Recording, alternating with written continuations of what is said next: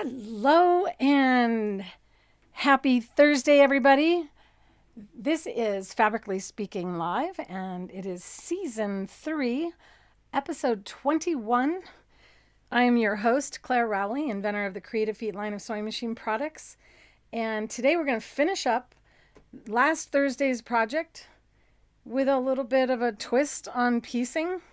If any of you have any experience with Quilt as you go, give me a thumbs up in the chat and share your experience with it. Know that there are a variety of different types of quilting as you go. And this is the flip and sew process, which is done more like piecing as you piece and quilt as you go rather than quilting as you go.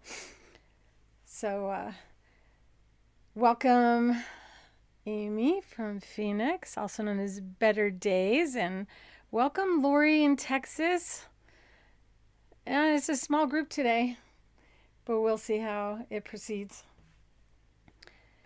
I am super happy to have this time with you again on this Thursday.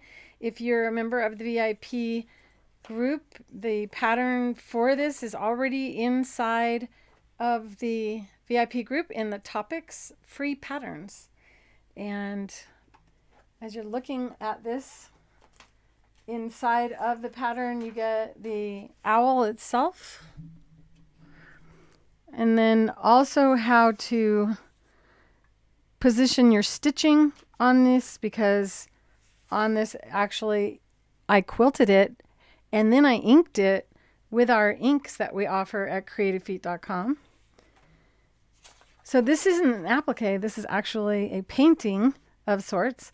And then this helps you to position all your pieces. And this would be for traditional piecing, where you actually piece your fabrics together and sew all of your pieces and then position your batting and your backing fabrics on.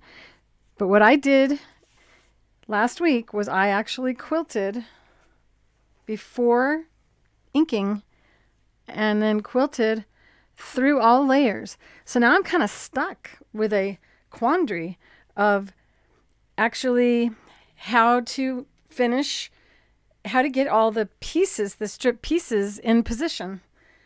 So I thought this is a great opportunity to show you the benefits of the flip and quilt, or flip and sew quilt as you go process. You can do this if you have a piece already pieced together as well. It would leave one little section for you to do a stitch and a ditch. And I know I mention often that there's no such thing as a scant 1/4 inch. And I mean when I say that there isn't a true or consistent measurement for a scant 1/4 inch. However, the scant 1/4 inch does come into play when you piece quilts together and you fold over your seams to one side. That is when the scant 1/4 inch comes in handy. And this is a perfect example for you to learn that as well. Do any of you know why to use a scant 1/4 inch? If you do, share in the group, in the chat. Hi, Brenda. Your book is on its way. And hi, Norma. It's been a long time. Hugs. Hugs to all of you, by the way. I love you guys so much. All right, so here we go. When you have a seam and you press the seams open, you don't affect the overall measurement. And this is a situation where we're actually doing a 12-inch square, and I happen to have an 11-inch mat or ruler instead of a 12, which I wish I had a 12. But so what I did was I centered the owl and measured around the owl for that 11-inch square, and then I added a 1/2 inch on all sides for 12, because I promised this, I believe it was Brenda that wanted a 12-inch little mini quilt to hang on a quilt hanger that she has. So what we're doing here is creating a little tiny quilt with some piecing and some applique. And so it's important that it finish as a 12-inch square. Now, if you have your fabric pieces sewn together, and when we do stitch, flip, and sew method, we actually will end up with our 2 seam allowances folding over to one side, because when you sew down through that and make a 1/4 inch seam allowance, you can't then pick it up and then open up that seam allowance. So you would always have a folded over seam when doing this type of quilting or this type of piecing. When you fold over your fabric and both layers of your fabric are folded over to one side, the fabric on top has to come up and around all of that bulk in there. And so what it can do is make your fabric just shy of that 1/4 inch line on both sides. So this is when a scant 1/4 inch comes in handy, because if you use a scant 1/4 inch, well, then it leaves more fabric, and it will allow you to stretch it in essence to that 1/4 inch or that full measurement without having to make it larger and then trim it down. Does that make sense? If it makes sense. Yeah, and it also, the thread is also part of the bulk in there. I'm going to give you a close-up shot of what I'm talking about as well. The heat got, or all of a sudden it got warm in here. It can't be a hot flash. I'm done with those. Give me a thumbs up or a fire little, or right hot if you're done with hot flashes, no matter what. Hi, Shirley from Canada. Welcome. I'm going to use, I have mine done very inappropriately or incorrect for the traditional flip and sew, because what I did last week was I didn't size my top fabric, and I didn't size the back fabric. So, and then I stitched through it. So I've made myself a mess here. So I'm going to show you how to get around it if you ever do anything like this, if you decide later to do this method. The only issue that I think I have is that I went far over with, maybe I didn't. Yeah, I went too far with the perch. So there's going to be a strip going across here, and I won't be able to cut away this fabric, which is my plan, to use the add a 1/4 ruler to help to size down my top fabric, and in essence use the these cute little names always get me tongue-tied. Use the actual flip and sew method like you would do paper piecing. So you can actually cut your fabric to size afterward, and all we really have to do is make sure we pull the batting out of the way, and then we can cut the top piece down to size. Or I could go ahead and square it off right now with scissors, and because it is, like I said, the top, the batting, and the back are stitched through, so I can't just disassemble this and size it. Welcome, Carlene. And around to it. I promised I would remember your name. Okay, here we go. So I was going to make another square before going live, but there's always so much to do here. Despite giving myself the entire day to prepare for the show. But I got kind of sidetracked because I have a plan. I have a plan to use the octahoops as a pattern for not a hexie quilt, but an octagon quilt. And so I was designing and dreaming up a new design for this, and I have to try it first. And I was thinking this might be a great subject for the VIP group where I can try out my process on this if you're in the VIP group, we have a poll in there right inside the group right now for you guys to choose the time that you would like me to go live in there. And I was really trying to help Lynn from Australia join us, so if you really love her, you want to make it 2. We may just have the time change so that we can incorporate more people. You guys get to vote though, but if you don't click on the poll, I don't know your vote. If you typed your vote, I don't know if you clicked on it, and it won't be counted. So you have to click on the poll. Just tap your finger on it. I accidentally tapped my finger on the 11 o'clock. So be careful, be real deliberate. Make sure you tap on the actual time that you really want, because you can't change it. You can't change your answer. You answered the poll, good. So I know some of you have not answered it yet, and I mean, it's not time for it yet, but we're coming up on it. So if you would like me to try out the new design, the new quilting process of 100% machine sewn, it's going to be really cool. I'm excited. So I got distracted. Back to this. You have the ability to piece these first or not, and I thought I would do it without, but determine first if I need to rip out the stitches and rip them out ahead of time. Because I know that some of you make mistakes like I do. I also had the joy of viewing the one of Sue Pellin's courses, Zoom courses, thanks to Carlene. And you guys should definitely check her out. And while I was just viewing, because I only had a short amount of notice and I didn't have the tools needed to participate, I worked on my quilt. So now I have my quilt all bundled up and ready to finish so that I can prepare to teach you how to free motion quilt on a king size quilt. So all this stuff is coming together. You're a VIP now, Amy? Ah, yay.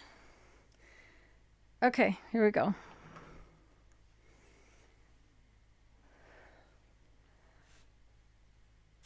So normally you would not have the top fabric bigger than you want it to ultimately be. And since I did not know I was going to even do this technique, I definitely wasn't thinking far enough ahead. And you can see that when I pieced this, I didn't use a scant 1/4 inch, so this piece is not big enough. Then I'm going to set this aside, use it for something else, and just start from scratch with you guys. The goal is, as pictured on the pattern, is to have a square and then a rectangle and then a square, and just repeat that. So generally I like to work in sections, to have the middle section and have pieces out here. I'll show you my square.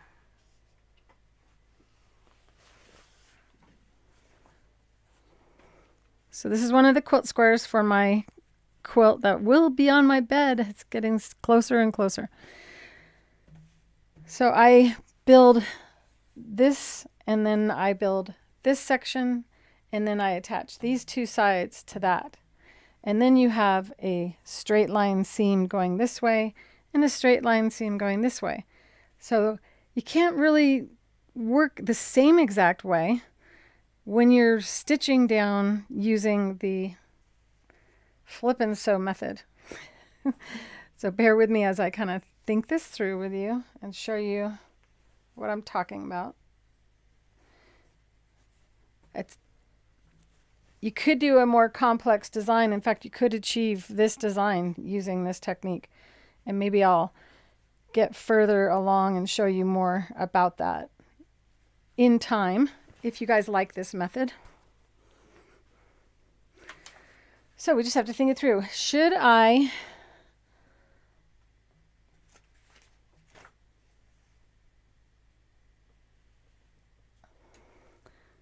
actually,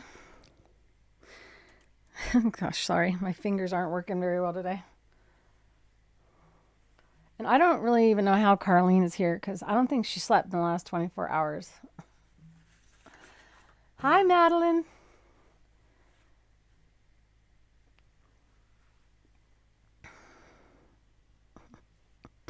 So I could cheat and I could stitch this all the way down and then waste a little bit and then attach this and then cut it and do that again down here.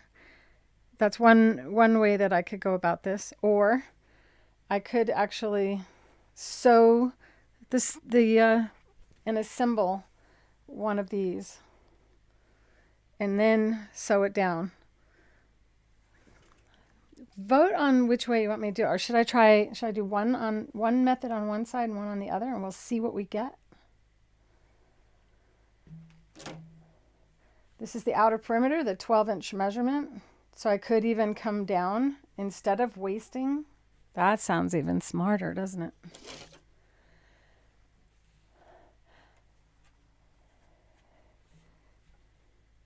I'm glad you really like the quilt. I'm gonna really enjoy it. It's already been one quilt, and then I cut it and turned it into another quilt. So according to the pattern, these little mid sections measure 8.5. So that's really the simplest way, is to just cut it ahead an 8.5-inch square. I mean length. And I should just do that on all of these 1, 2, 3, 4 pieces.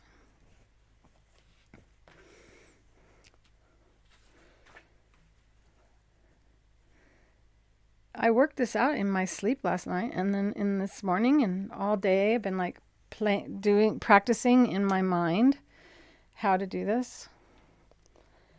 How long do you spend designing or figuring things out before you get your rotary cutter out and start cutting, you guys? Robin, welcome.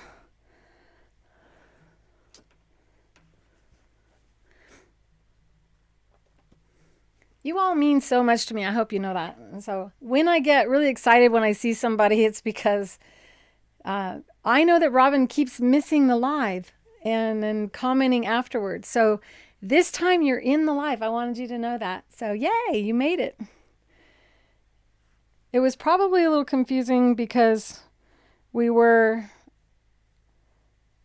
an hour different than California, but now we're the same. How big is this piece?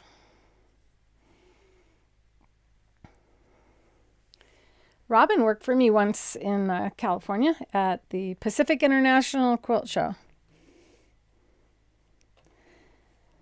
So if I take this and measure down, see how long this is. If it's 17 inches or longer, it is, then I can fold it.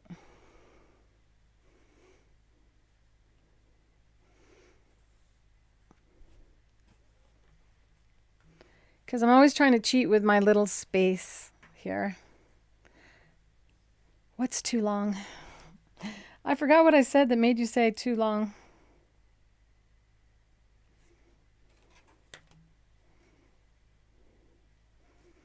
It's definitely easier if it's already cut in that.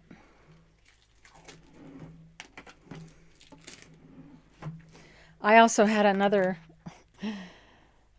method pop into my head for doing hexies and sewing them together that I can't wait to try out. I need to try it out before I forget that I thought about it. So, and I think you guys are going to go, oh my gosh, that's so cool.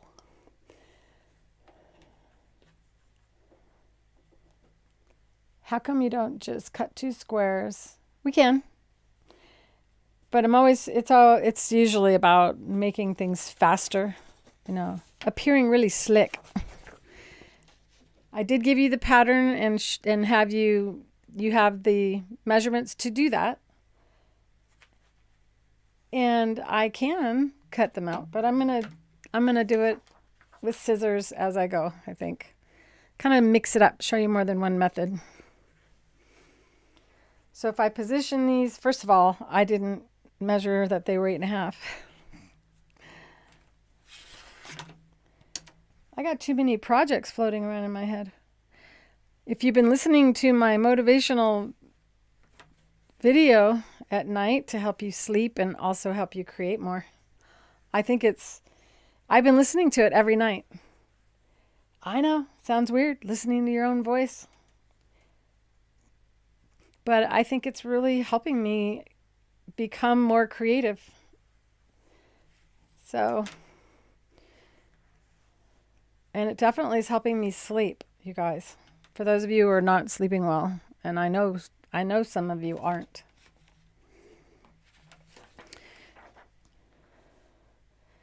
Got the lines on the wrong side here, so 8.5.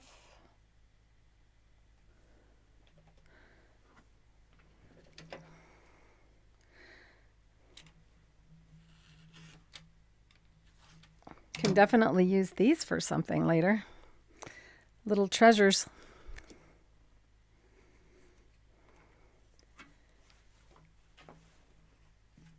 Okay, so now we want to center these, and I already marked my centers on the quilt. So you can just kind of fold it. Make sure you got your right side facing down. And this is wrong placement because this is the outside. So I need to figure out how far over in order for it to end up right there. So if I do a little mark right here,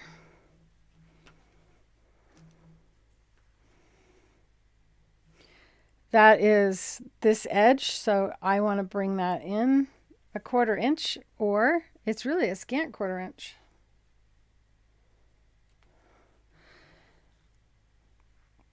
So that is where I'd want to place it.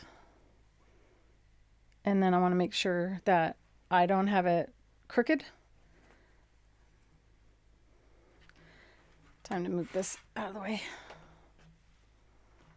This really did help a lot, having this square. It would be perfect if it was 12 inches. I think I may confuse you with it.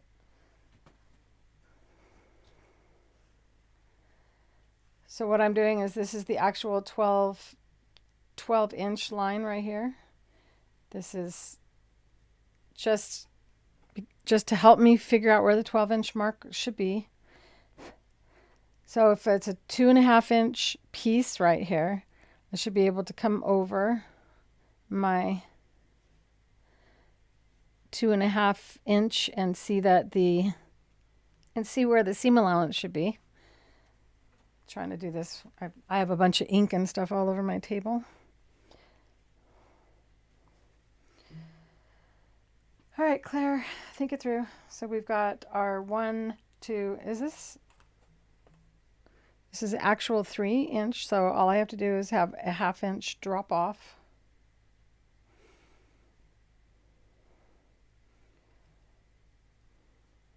Am I that straight?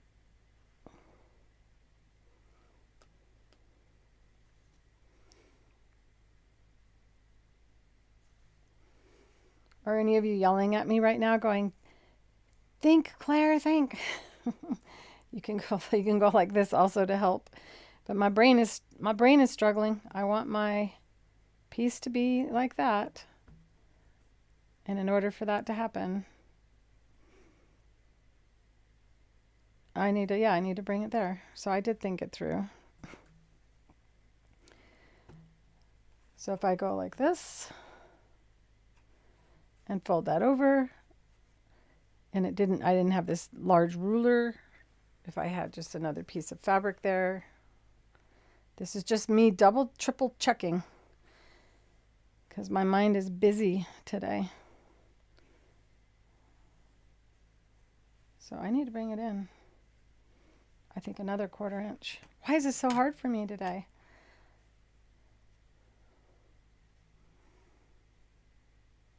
It looks right. So one of the things that you can do is first we have to get the foot set up too for 1/4 inch.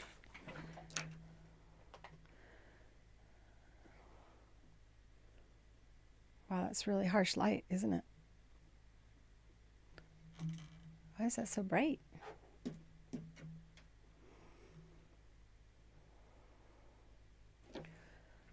I'm going to lower that light, and I think you guys need sunglasses.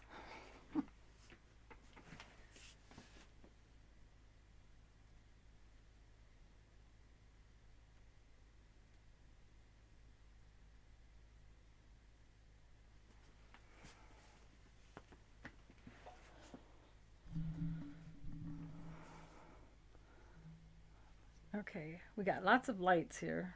And depending on when I'm on Zoom versus the...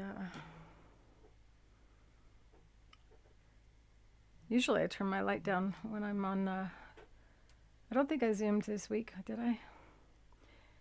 This is a new machine, so bear with me as I try to figure out how to lower the light on there. Your so sarcastic sisters aren't here, Amy? Tina's not here? I hope she's okay. Carlene is one of the so sarcastic sisters. I thought she was here. Maybe I'm moving too slow for her. Are you still here, Carlene? There's too many of you. Okay, let me find the light. Let there be less light. Is that the light? There it is.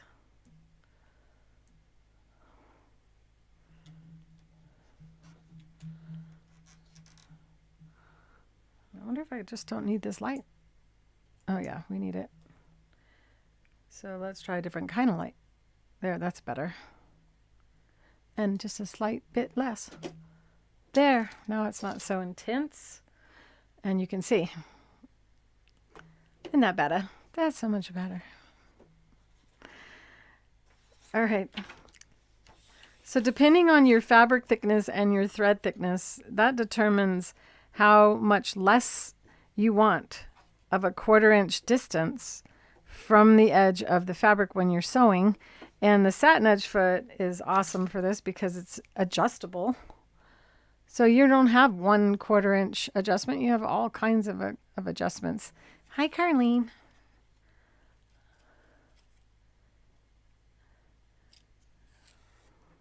All right.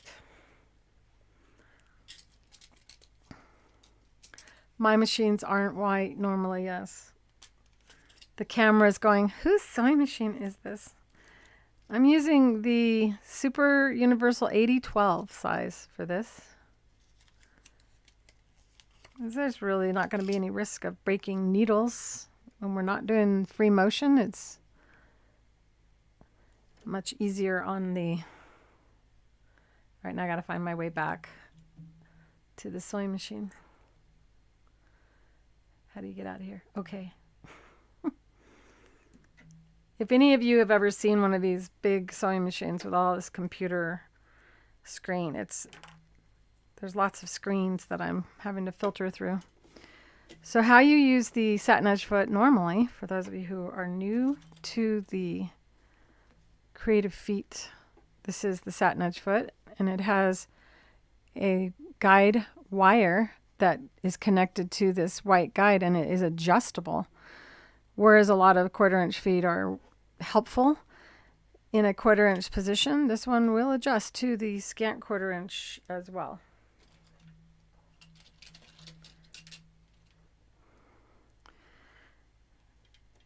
So I'm taking and selecting, going to my left needle position on the sewing machine. And with the needle in the left needle position, oh my gosh, I got things so I can't get my arm to the hand wheel. God gave me short arms too. I swear he giggles every time I try to reach around this gigantic sewing machine. Bring your needle down onto the line of the measuring tape. This is generally how you do it. And then you lower the foot and then move the wire so that it is just to the side of that 1/4 inch mark. So if you're working with a fabric and it's thicker than this, well, you may need to make your scant 1/4 inch even scanter than this. And basically, I like to use the Invisifil thread. which is 100 weight. It is part of the giveaway today.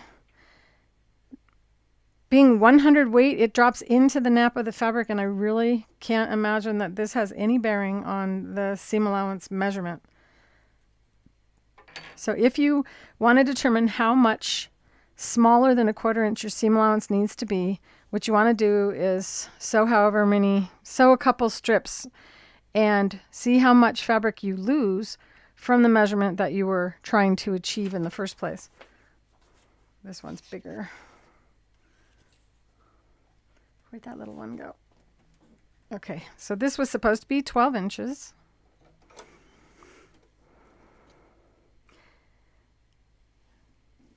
And it is really just ever so slightly less than a 1/4 inch.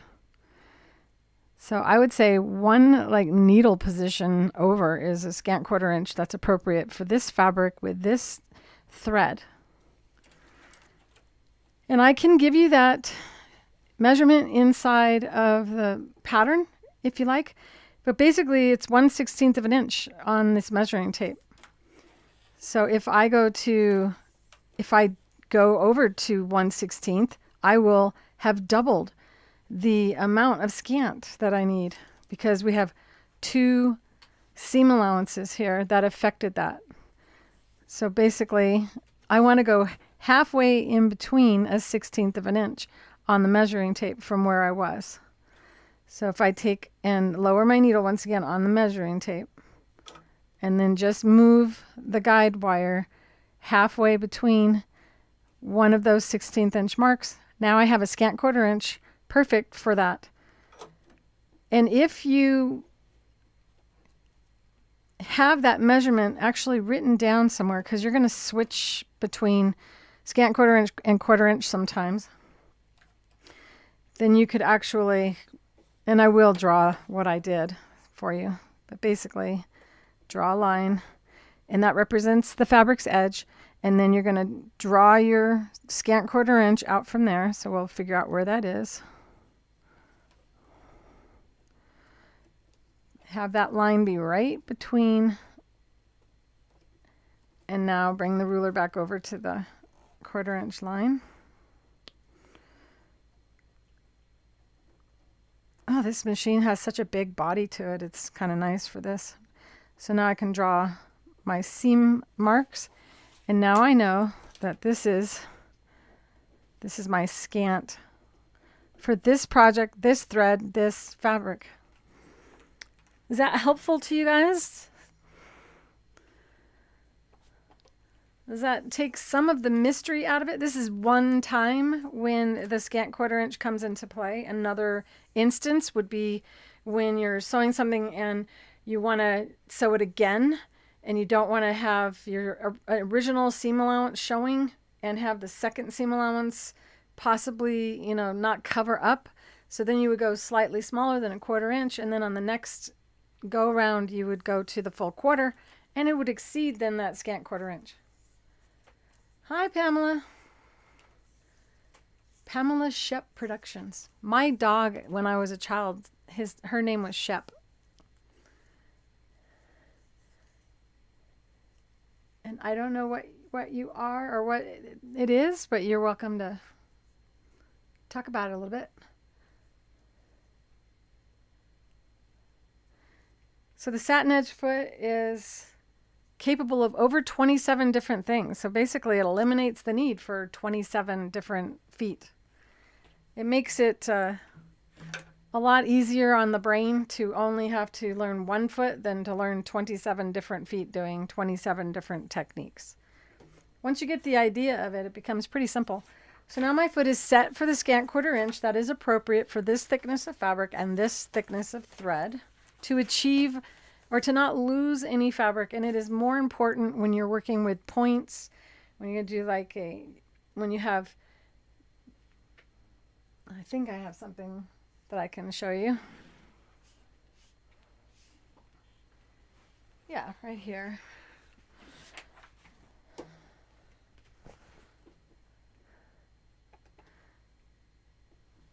So on the if you don't have the measurement right, then when you go to sew, your point itself could end up being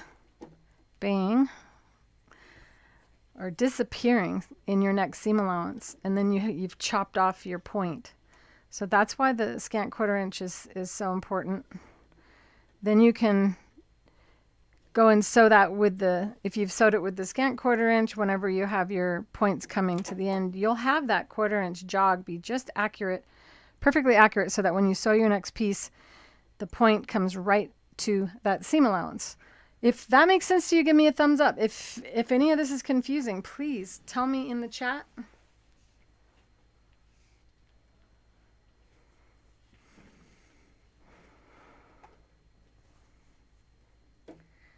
I was thinking how I kind of like that for something.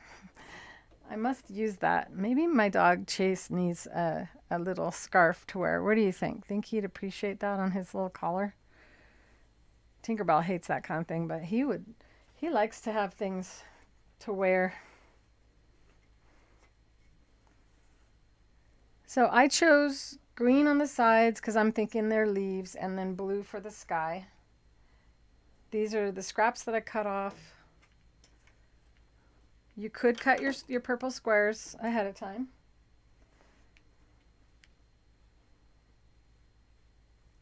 I thought I had this measured out. It was 1.5 inches above. I'm back to this again. Here we go.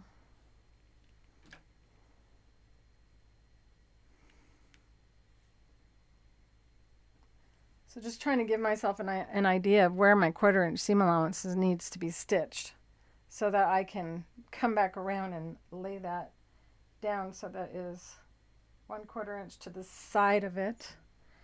But remember, I set my foot for a scant 1/4 inch, but I don't have to think about it because it's not going to change. I do need to, though, drop it down. I simply must, at this point, draw my square around it so that I don't have to think and look like I don't know what I'm doing. In here, I do talk about the size of section 2. Rather than giving it names, I've just given it sections. And in the pattern, I do have oh, I didn't put the size on there. It's all right. This is true to size. So the center square measures 10 1/4. So from here to here is 10 1/4, but I drew it so that it would be like 1.5 inches from the top of the head. Kind of have the universal or an equal spacing on the bottom and the top of the owl. And I think it was this. I might not be remembering correctly.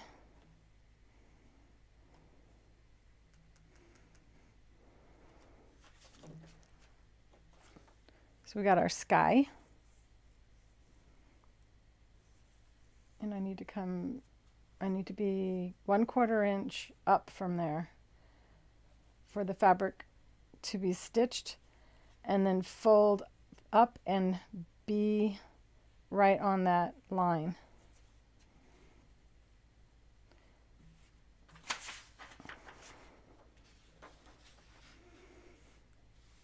So I was just trying to think if I can do the little square another way.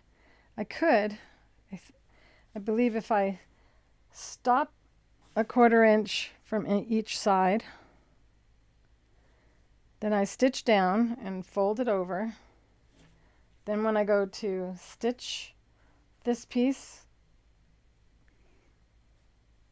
but I think actually it's just going to be easier if you just sew your 1/4 inch, sew these little squares on ahead of time.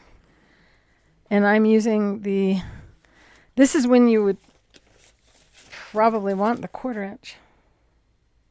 But hey, I can always trim down, but you can't increase. So the foot is set for the scant 1/4 inch, but I have no thread in the needle. What do I have in the bobbin? Yeah, I have the right one in the bobbin. And I'm using the same thread in the needle and the bobbin, the Invisifil 100 weight. And the color that I'm using is color number 726 in the Invisifil line. And it's a really nice lavender color. Very close to this, but this blends beautifully with just about all the purple shades. It has this nice reflection, so when it's next to a darker shade, it kind of pulls or blends nicely with the dark purples, as well as nicely with the light colors. This is 100% polyester, so you don't have to worry about it shrinking, bleeding, fading, breaking, or rotting.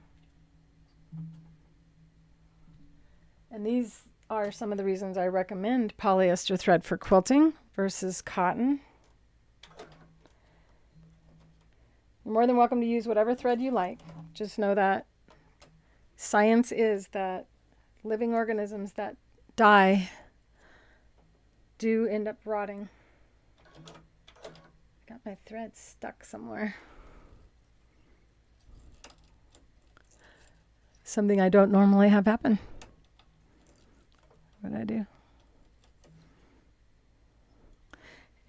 Oh, it's not stuck. It's just, oy vey. Sorry, guys.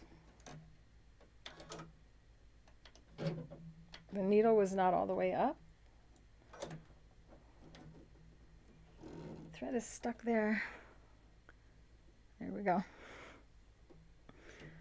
It's not stuck in the tension. It's stuck on the needle guide. I've never had one get stuck there in all of the years that I have been sewing, which is 55 years now. I have never had my thread get stuck there. That's funny.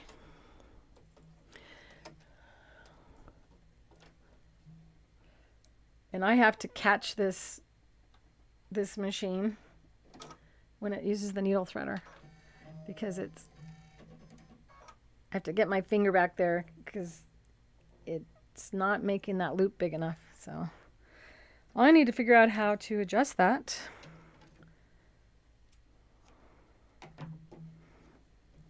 All right, here we go. A lot of people start on the end, and there's a lot of people that like to chain connect. I prefer, and almost always I sew with a flat construction because I like to do a lot of free motion quilting, but in this case I'm not. I still will start up on the fabric and then do a couple stitches, and that's to kind of help the first stitch form without pulling the thread out of the needle. If you've ever had your needle pull out of your, does the mic still seem far away? Because right in front of me. Or was that before when I was over in the other area?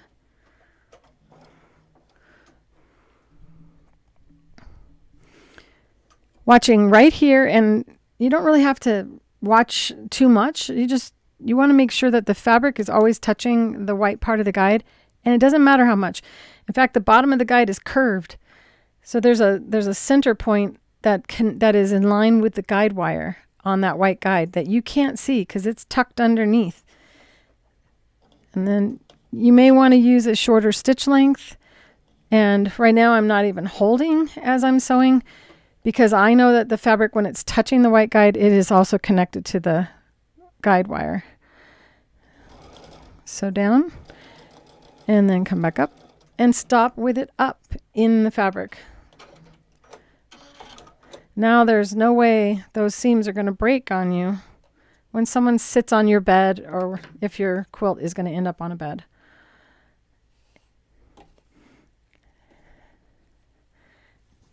And now the distance that I need to cut this purple is the distance this is wide.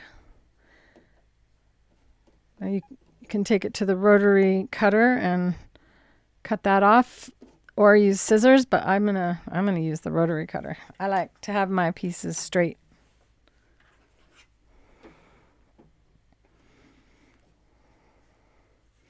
which is what? It's 2.5. Yes, this is the Baby Lock Destiny, or I feel like calling it, instead of a sewing machine, it's the Baby Lock Destiny Yacht, and we are on a cruise. And it is taking up more than half of my table. So I am not in the normal position for sewing, and I'm still adjusting to having it on the table, because I will be covering some embroidery techniques with the embroidery machine as well.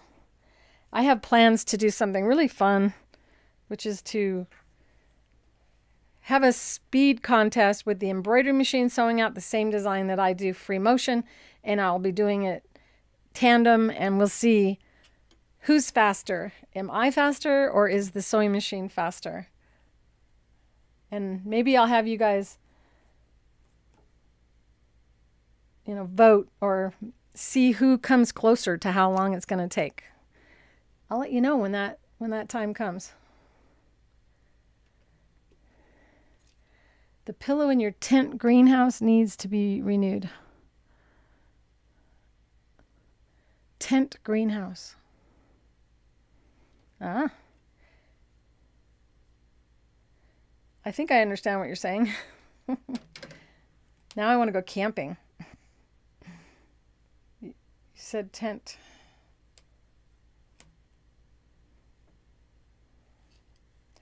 So it's basically a 2.5-inch strip to have it square. We need it to be 2.5 inches again. Sometimes I love this ruler, and sometimes I am not fond of it at all.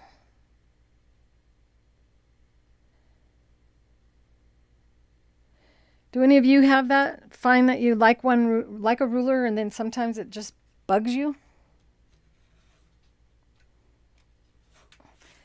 And I may as well just cut this one to 2.5 inch. Oh, I need 4, right? That would have been wise. I feel like I'm cooking. I need to turn the air on. Of course, we are in Arizona. Today is my father's 93rd birthday, you guys.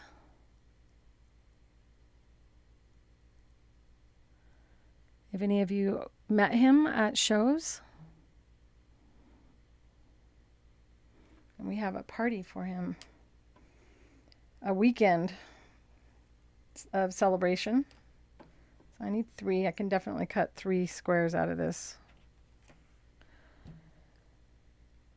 And I need you to know that I do work more efficiently when I'm not live. And I have more time to plan things.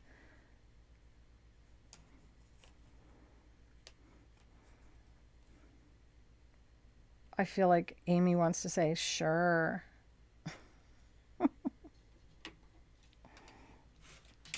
Or is that Carlene?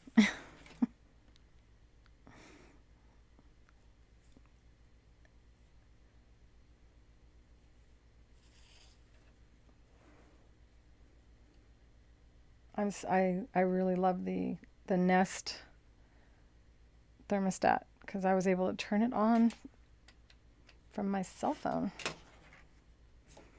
It's time for me to buy a new mat. And know that this mat has lasted a couple years at least.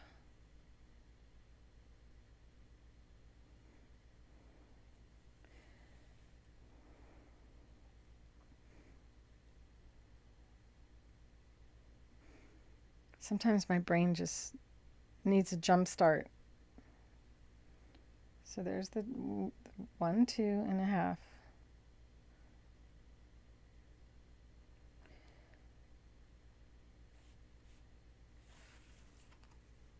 This is terrible. There we go.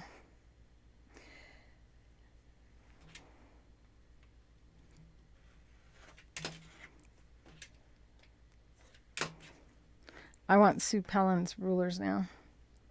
After watching her, I got some ideas on what we can do with that. Okay, so I'm going to go ahead and focus on just putting the purple squares on the blue pieces. And then it'll come together really quick after that. If we have time, I might even bind it.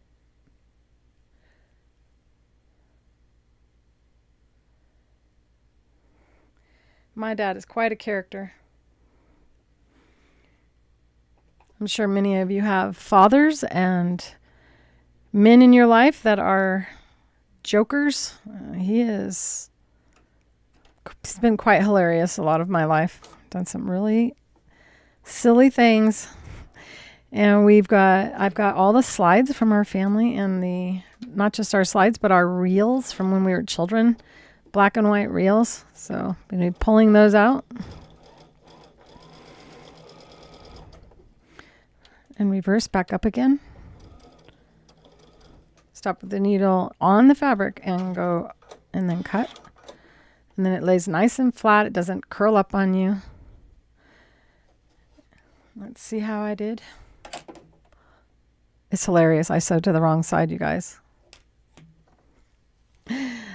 Oh no, what a silly oopsie mistake that is. And why that happened is I accidentally sewed these wrong. So, because this is the right side. So this is the original one is the one I sewed incorrectly. I put a new blade in my seam ripper.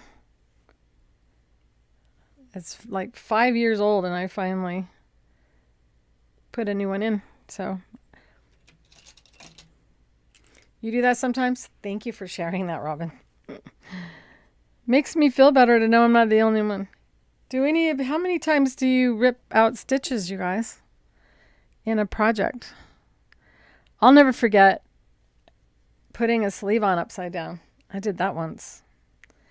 I was all by myself and completely embarrassed. There were no witnesses.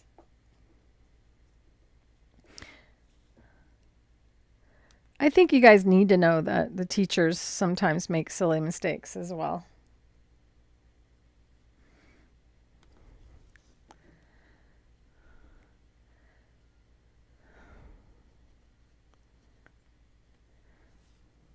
Have any of you made an octagon quilt instead of a hexie quilt?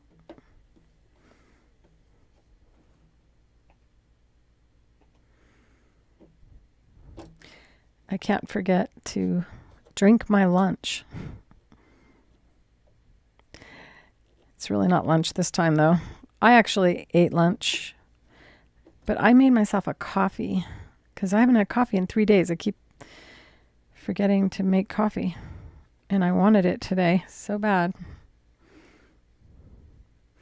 I added a little bit of protein powder in it, but if I don't drink it soon, I might be staying up really late tonight. Okay, start in 1/4 inch, couple stitches, and then go back. Double check to make sure I am correct. Come on.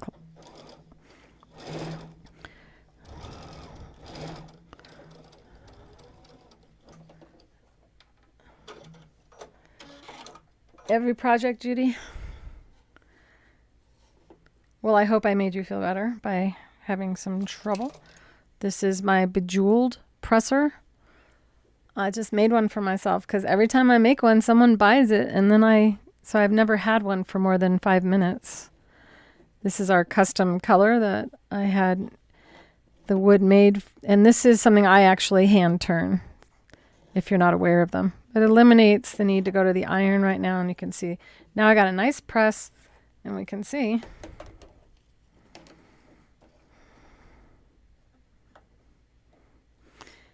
and it's supposed to be 12.5 inches, and it's perfect, spot on 12.5 inches. So that's a perfect scant 1/4 inch for this needle size, this thread, this fabric weight, which is just it's not an expensive cotton. This is a really cheap cotton, actually.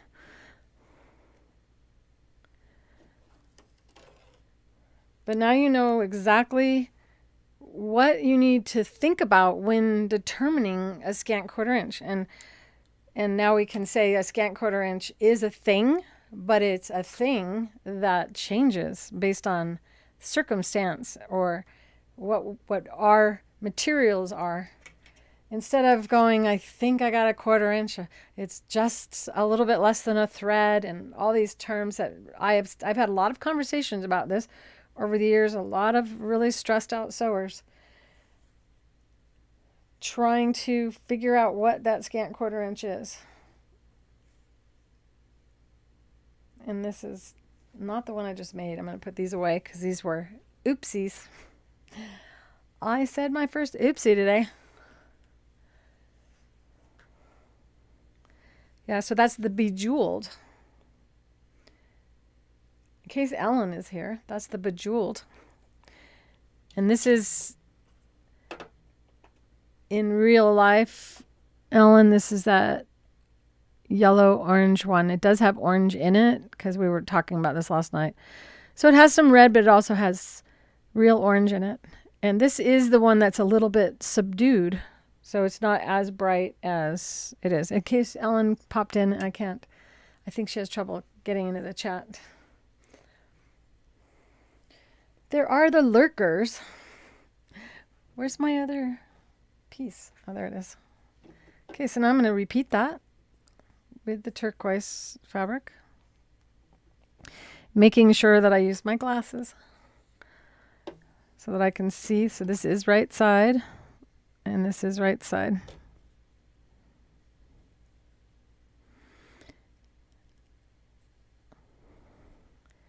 I had all these projects lined up, and then I remembered it was my father's birthday on Saturday. And I got family coming in from other states, so there will be no sewing, no gardening. I'll just be socializing all weekend. Starting tomorrow, and tomorrow I'll be making mango salsa for some tacos that we're going to have. What are you guys cooking tonight? I love knowing what you're eating on Thursday as I start to get hungry. Notice that I do press my fabric to the dark fabric. This is one time when we can follow that rule. It's not always possible. But when we can, it makes it so you don't see the dark fabric through your light fabric. Thank you, Madeline. Make sure I got my right sides together. Start in a 1/4 inch. Sew a couple stitches, or at least one full stitch rotation, and then go back.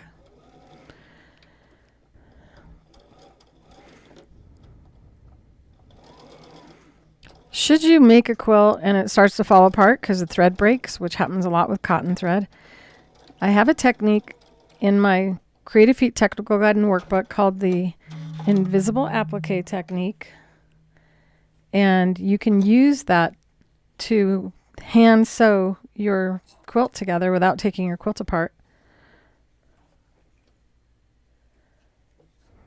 And then press. And the nice thing about using the presser versus the iron right now is there's no way that that stretches at all. So now we have these two pieces.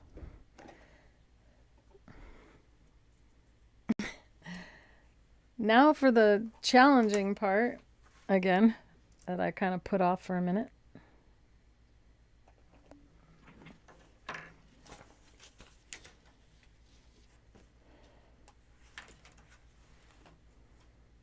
Do any of you remember do you guys remember what I said? 10.5 or 10.25? Salad for dinner. Oh, I want to come over to your house. I got to go shopping right after, so I'm probably going to go grab something to eat. So everything in me wants to just trim this up and have it be the size. And you could do that by pulling down the top. I use the liquid-based glue to hold. This shows you how well it holds. Last week I showed how you can baste your quilt top and bottom to the batting using the liquid base. On the back I didn't use liquid based. And the liquid based is our water soluble stabilizer in a bottle. So that is what you can't see any evidence of it on the top.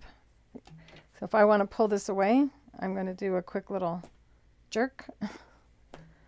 And that breaks that little dot. So that's replacing the need for safety pins.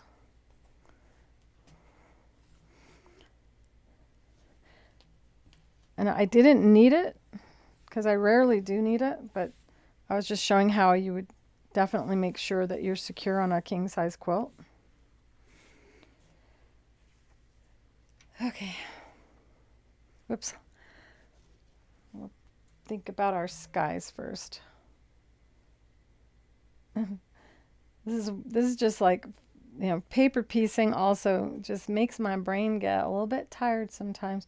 Do you guys have issues with that? Does paper piecing make you feel a little bit out of sync? Did I do that? Because I had this set up for 12-inch. This is supposed to be 12-inch square when we're finished.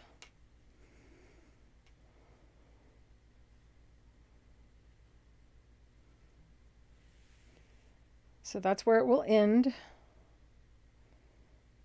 So really I designed this to be quite close to the tail, closer than I remembered. Which after I'm done I'll add to the pattern so you guys don't have to go through this. I'm going to fold the fabric in half, making sure I line up those seams to get my center so that I know that it is center with that line that I drew.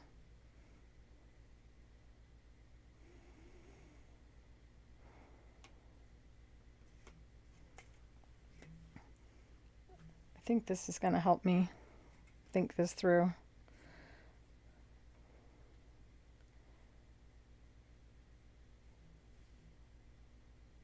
So when I know that it's straight, now I'm going to pull down. Is that what I need to do? Now I'm backwards again. Come on, brain, kick in.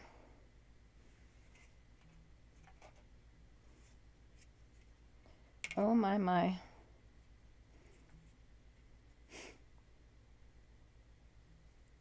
I even took a nap today. It's really close to the tail.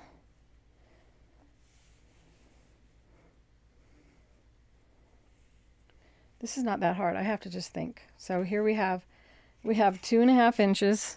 Just got to become a mathematician for a minute. Yeah, right. Okay. So if these pieces are 2.5 inches, you can see that that is 2.5 inches. I didn't give myself any extra room. That's what's wrong here. Terrible, terrible. So it's really going to be like, we will lose 1/4 inch on this side. So I need to bring it down to the seam allowance needs to be right here. It just didn't feel right, but that's what I did apparently.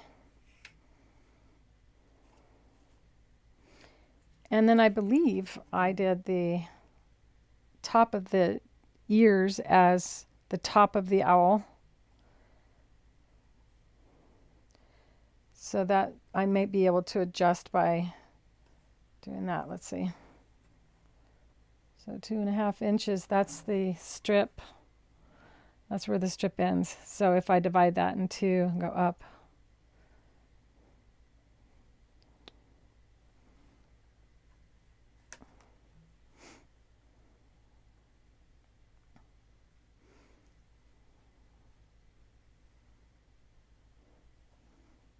I can design much better on a computer screen.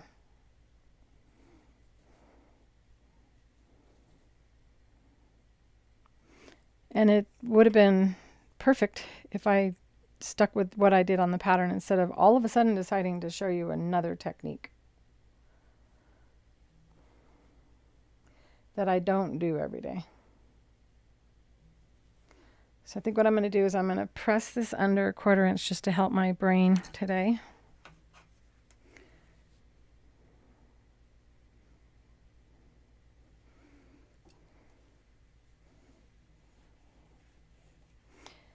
nice, another use for the pressers.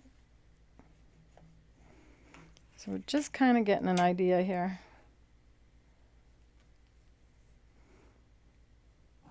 Of exactly where that seam allowance needs to be. So I have a good 1/2 inch up there. And that's based on the line that I drew, which I can completely ignore. So if I have it down here,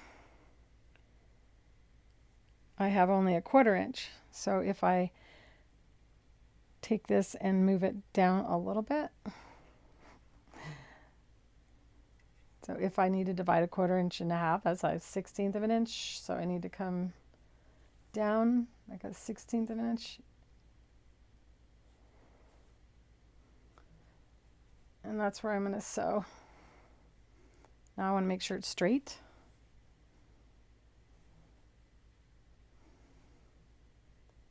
But do I want to do that first, or do I want to do that after doing the sides? So after I sew that down, then I have to sew this to that. So I could go like that, but I have to have this sewn first. So we come from the middle, and this is why sometimes you leave, and you don't sew all the way to the end, you leave a 1/4 inch opening so that you can fold things under. I have not done this in this design before, so bear with me, you guys. We'll give it a try. I'm just going to go ahead and start. I'm going to use a longer stitch length and a light tension in case I want to rip this out, because my brain is just a little bit off today. I'm not reading, so if you guys are teasing me, I can't see it yet.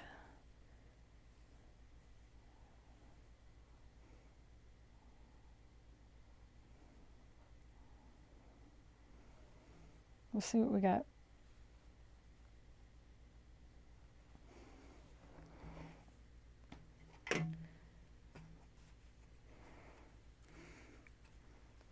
Okay, come on, Claire. This is easy. Just not thinking straight.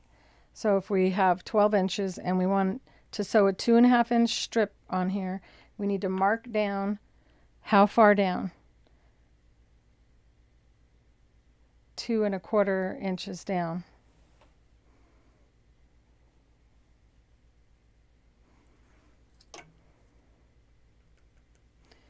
On both sides here. Making sure we're lined up there.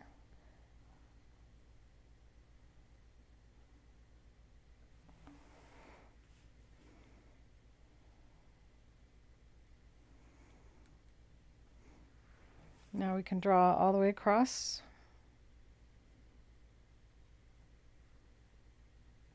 I feel like that's not straight.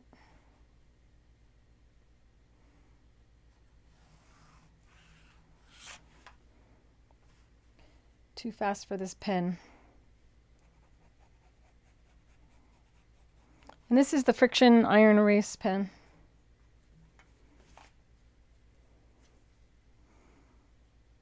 That's the line that I want to stitch on. So I now would want to go and draw 1/4 inch line up. Yeah, that's it. Okay, the brain is kicked in. Center line mark, remember your center line mark, and then line up with this second row. Try not to stretch the fabric as you do this. And you could pin it to hold it in place, or use the liquid based. Yes, you would definitely tease me, Amy.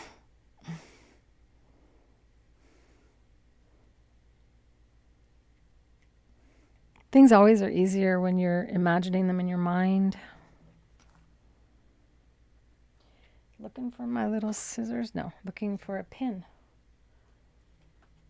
Because I had this bottle open since last week, and then it just closes itself up with a little, it just kind of dries up a little bit on the end. You can see a little bit on there. And now I'm able to, instead of pin, I'm just going to do a little dot right next to the line there, little dot. So these represent the straight pins that you would normally pin into. And the next thing, another untested thing that I'm going to see is, does the add a quarter ruler help you with the next step?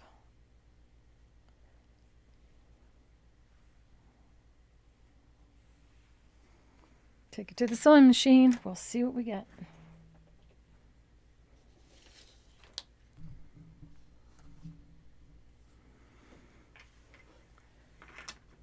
This would be a lot easier if it was cut to size to begin with. This is kind of like I'm just figuring out where in this ocean to place this dock per se. So if it were cut to the right size, I could easily line up the fabric with the edge and then just, flip it over.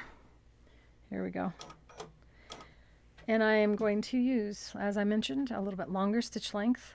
Normal is 2.5 for regular sewing. In this case, I'm going to take it to 4 for the first row test so that I can test my brain. I'm also reducing the thread tension. It was at a 4. I'm taking it down to a 2.5 tension. So it's a light tension. And I'm not going to secure with a knot at the end so that I can remove this if I don't like it, if I feel that it's incorrect, as I'm designing right now.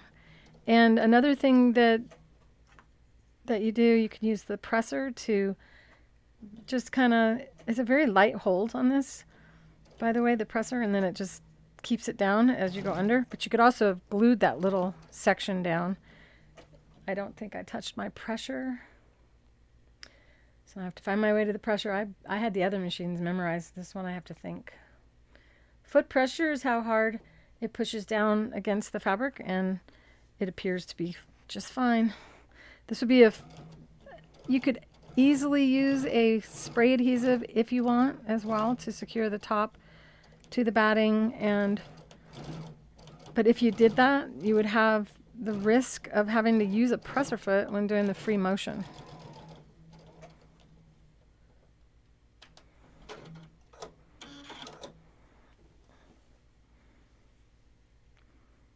And it looks good. Like I didn't get any puckers. Okay, so this is the issue. I wasn't supposed to go there.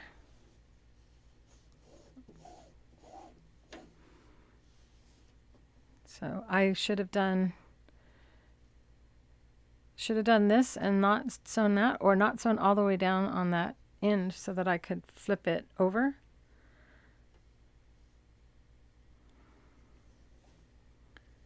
I feel so inept right now, you guys. If only someone had suggested that you do that.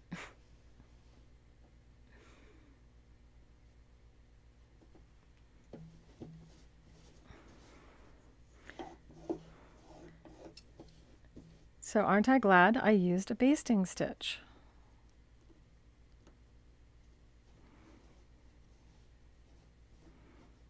I'm still just like, what did I do wrong? Come on, Claire.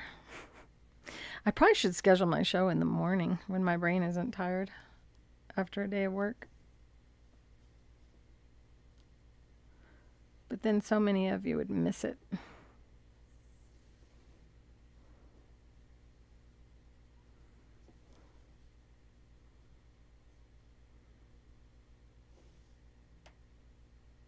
All right, so how I would do this is I would not secure the purple to the blue. Sew the blue all by itself, leaving a space of 1/4 inch on that end. And then when we go to sew the side seams, we should be able to do that.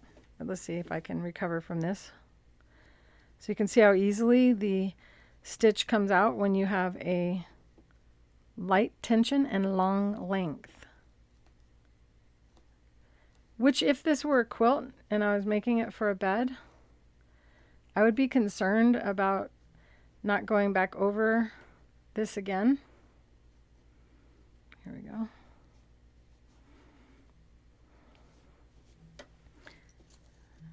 And here we have the green. Come on, brain. Show me you have a brain, Claire.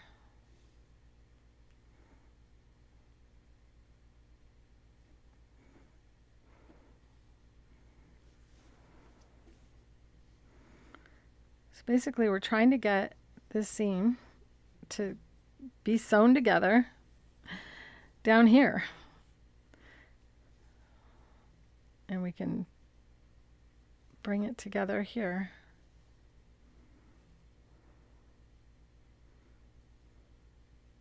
Is that all I needed to do? Was to have that seam in there as well? And then I went down and then it would open. Yeah, so that's all I needed to do. So now I can seam all intelligent. And we want to have it, this green fabric, go all the way to the seam allowance. Push it up so that it is lined up with the seam allowance, folded over like that. And we have it pressed this way. Okay, so the next side will be easy. Oh, it's wrong. It's totally wrong. I failed. So the side first, Carlene said.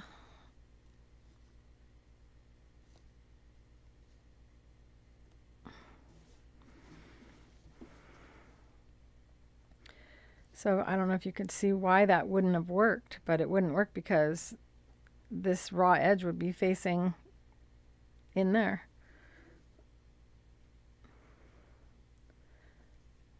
So it would need to be, yeah, there's no way around it. The sides need to go first.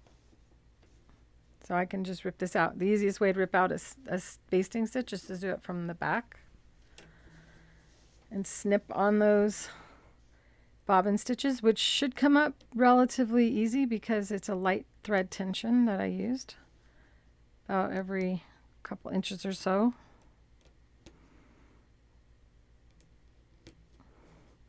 And then because the needle thread from above loops over the bobbin thread, the needle thread should be able to pull out easier. Once you've clipped the bottom, then you can find the top, and the top should come out really easy. And I have a really sore thumb, you guys, so I'm not using my left thumb the way I should. Everything is harder for me right now. Excuses, excuses. Good grief, how are you going to have to make a Y seam? No, Y seams are easy. I have no trouble with Y seams.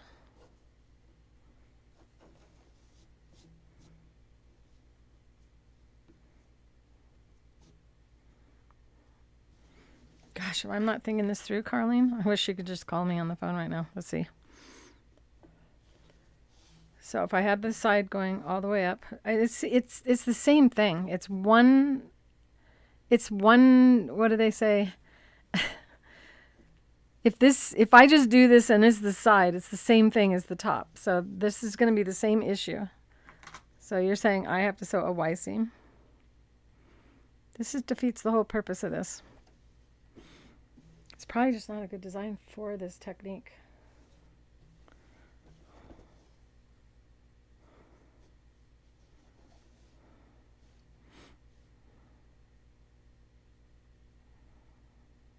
I had to be quiet for a minute.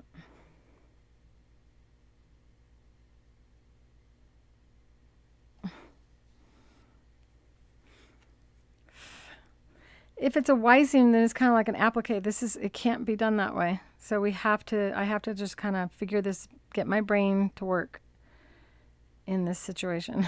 So this is definitely like paper piecing, and part of me can't stand it, but it would be the same kind of process. I feel like giving up.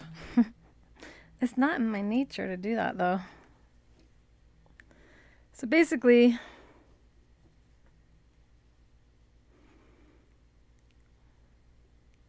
this has got to be in here. But over here.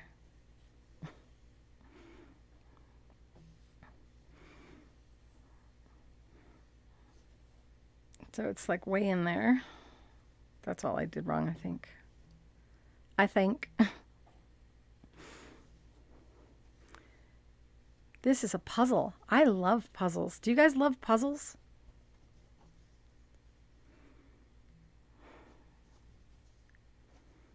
Part of me loves puzzles. Sometimes I would prefer to have had time to do this without you watching me live. But, I mean, the goal is to have this be stitched to that. But not there, down here.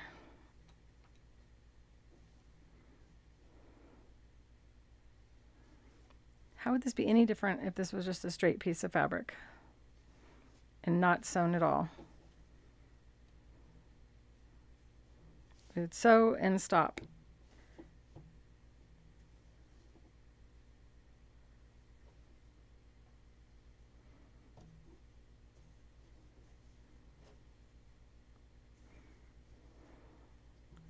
All right. Sew on the side pieces. Top of green strip parallel towel piece. All right, I'm going to do that.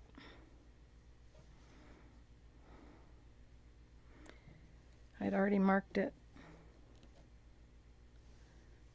I just want to kind of see. So that doesn't line up with that purple at all, so that cannot be correct.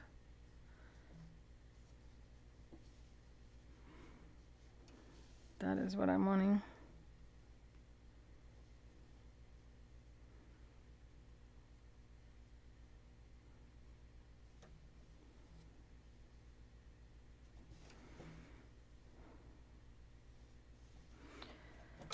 All right, you guys.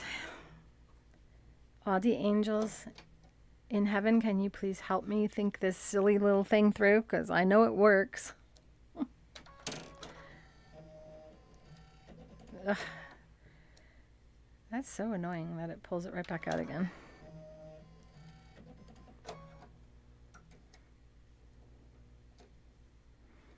It's a brand new machine. Brand new old machine. Puzzles, puzzles, puzzles.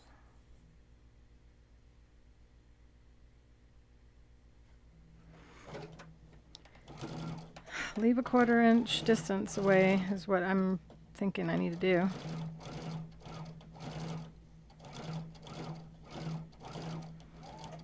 Stop and tie knot.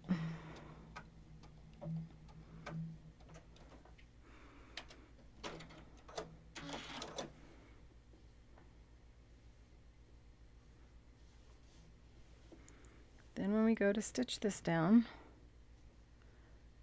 so I didn't sew it in the right spot, then it will come up, and that's it. All right, right on. Listen to Carlene. I know, she's really smart.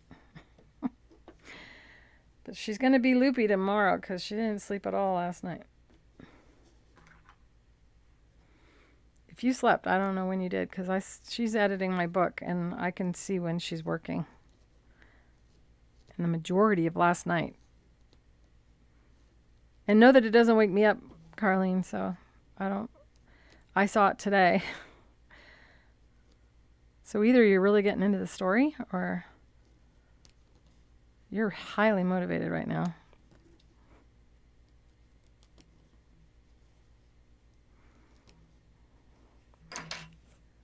I'm hoping it means that you're not finding any mistakes in it anymore. Am I right? My writing just got tons better and you're not having to edit. So you're getting further along and getting into the story.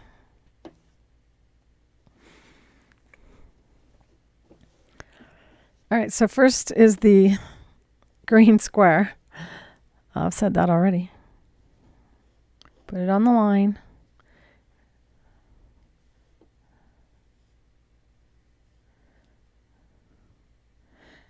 I think I can actually say this in an intelligent way now. So I want to make sure that this green fabric is lined up with that edge, as if I've sewn them together, over here and over there. That'll help me know that my green fabric is going to be positioned properly. Now I'm going to pull this back, get it out of there, and measure that distance.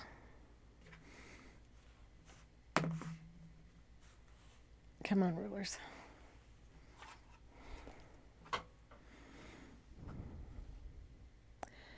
So that is 1.5 of the routes. Let's see.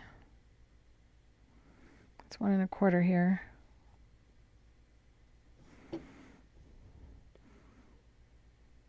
So it's like 1.5 and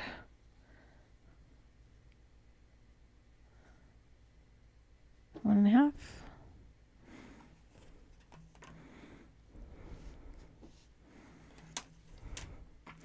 Little dots. And this time I'm putting it on the green fabric just because I don't have any guideline to compare.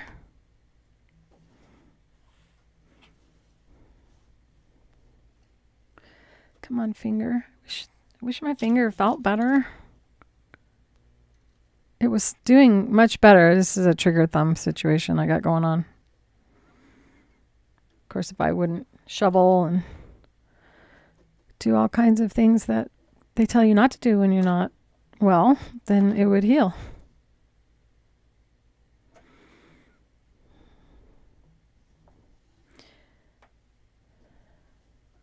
Just making sure I don't need to stop that 1/4 inch distance. I think I can just go across on this one.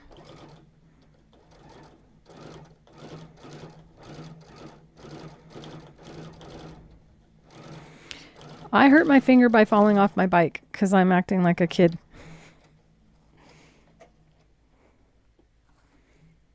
I've thought about making a puzzle quilt. This is what quilting is, though. It is a puzzle. It's even more of a puzzle when you have a brand new sewing machine. Have any of you purchased a brand new machine and then felt like you had to learn how to sew all over again?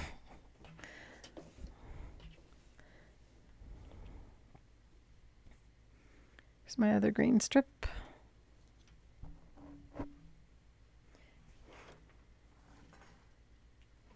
At least I know I'm not the only educator that puts down a piece of fabric and can't find it again right away. As long as it's not sewn to the backside of my quilt. Where did I put the other green?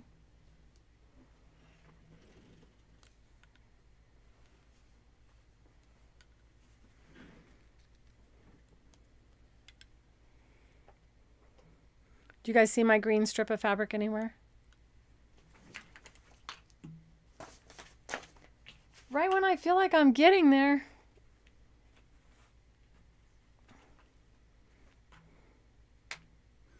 I know I don't have the table showing on the back side that much right now. Where'd it go? It's not on me, is it?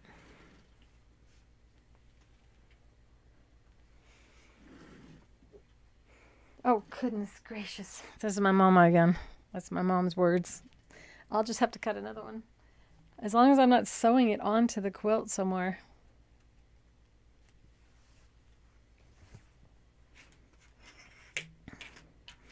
So my advice to you is to cut it square to begin with, the overall pattern, so that you don't have to struggle so much in positioning. Where is it? The gremlins came and took my fabric piece away. All the rest of it's still here. Almost put my glasses on upside down. No wine for me tonight. I certainly don't need it.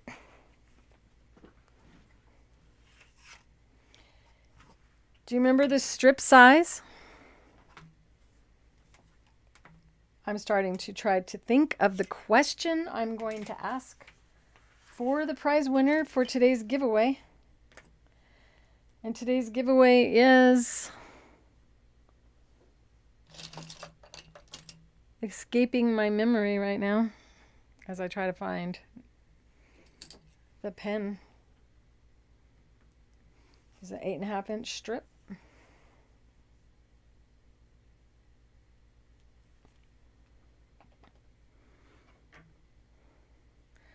Watch, one of you will just spot that green fabric. If it were a Zoom chat, you'd be yelling at me, wouldn't you? All right. On my left, under the purple. So it seems like it, but it's, oh my God. No, that's the part I just cut. All right, enough of that. We've got a new piece.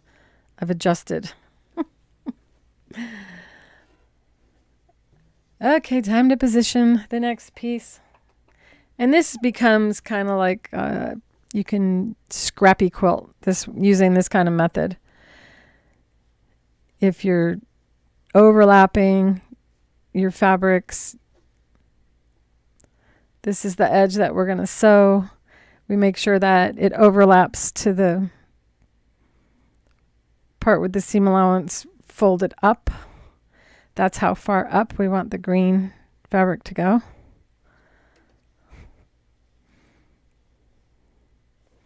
So you would look and do a little peekaboo to make sure it's under there. I did do a video on Y seams, by the way, for those of you who are struggling with it.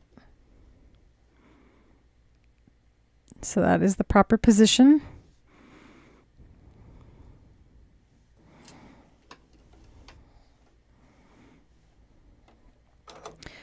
This is why educators film and then, they don't go live. And I'm totally doing this wrong. At least I caught it quick, you guys. If I only had a brain. Sorry. Being silly.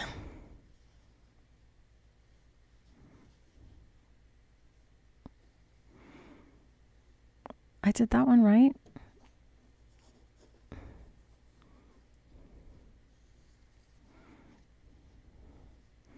That was right.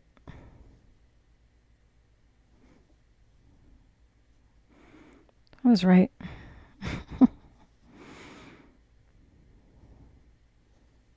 It's just a brain.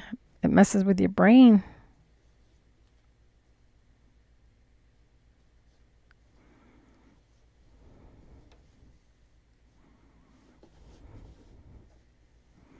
Pull it down, and there we go. I remember another episode where I felt like this and I wanted to quit.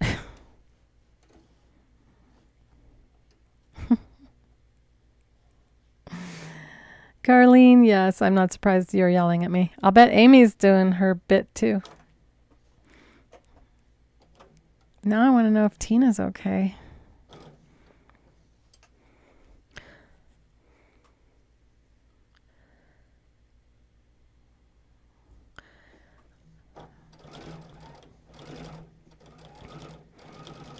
So sometimes people are thinking that the plastic foot is cheap or weak. And I just want you to know that the reason I have plastic is because it doesn't spread the fabric as much. I still did it wrong. I totally did it wrong. I am correct that I was doing it wrong. Oh my goodness. All right, well now I have like a seam line mark. If any of you were wanting me to make you feel better about mistakes you make, you got your wish today.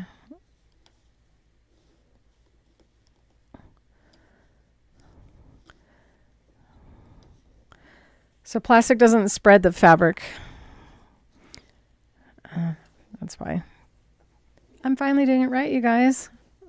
Do I hear you going, yay, she figured it out? Now I feel like I have support. It's because I didn't pull that back far enough. All right. My brain was tired when I started. Note to self, do not design 3 patterns at the same time on the same day. Do not assume that you've got something figured out. Holy moly.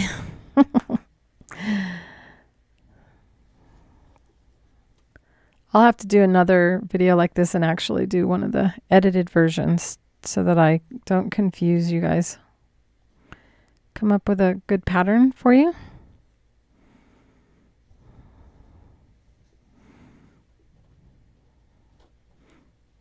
Come on, get over there.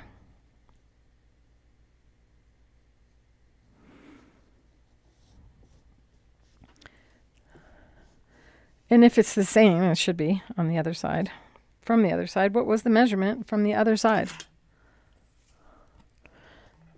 Remember, we were going like this and it was 1.5. I probably did it off center. I think it was 1.5.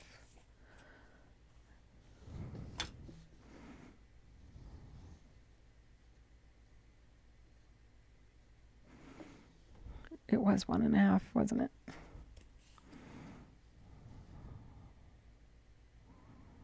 So that's 2. So I think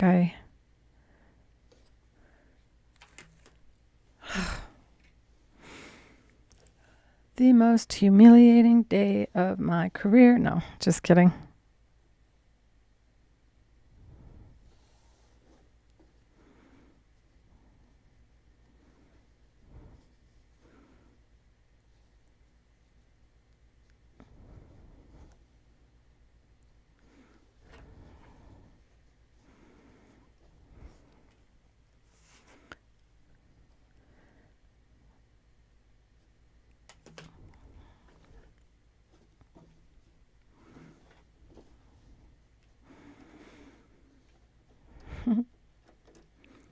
This is the stuff that keeps you humble.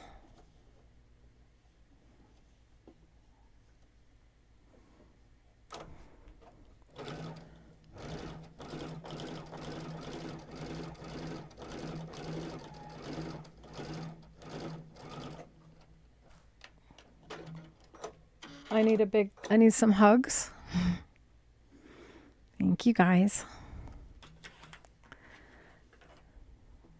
Okay, so before, yeah, I can do it now. All right, now time to press. I have at least 3 pressers on my table.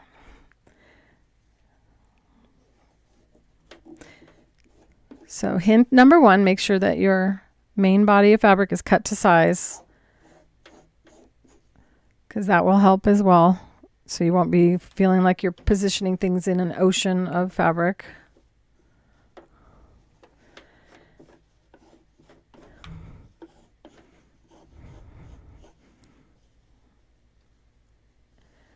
And now we have right sides together. See how it all makes sense now? It was making perfect sense in my brain all day. See how I put my presser down like that? Just kind of position it without pushing down hard. And there's 2 angles on each presser. So one angle will probably feel better for your hand. Just think, does my hand feel relaxed? Then that's the side that you want to have facing down. You don't have to keep it there, but I didn't pin or glue this, so this kind of will, because there's resin in the wood, it's slippery. That's another reason my foot is plastic, is that it slips on the fabric instead of pushing fibers, which is why you get less puckers with a plastic foot than you do with a metal foot.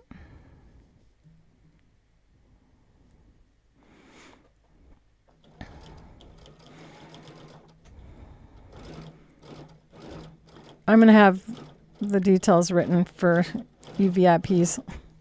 So you don't have to think this through like this. Ta-da! And now to repeat on the bottom. This machine really holds that thread taut. Or I've got something going on over here. Oh, I had it looped around something. Okay, time for the next one.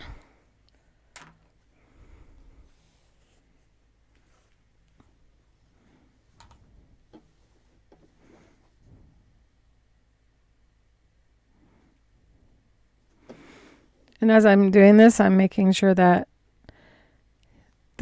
really you should push that fabric the other way so that you can get that to nest inside of the other. For this part of the sewing.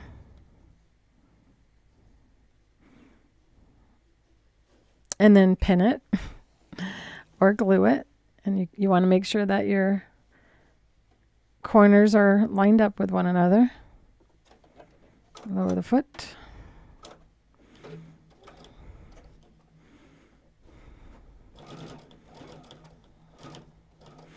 So this is what I mean that pressing to the light side does not always work. This is a time when we pressing to the dark side does not always work. Sometimes you have to press to the light. And this is me not pinned or glued. Breaking all the rules. Because there are really no rules.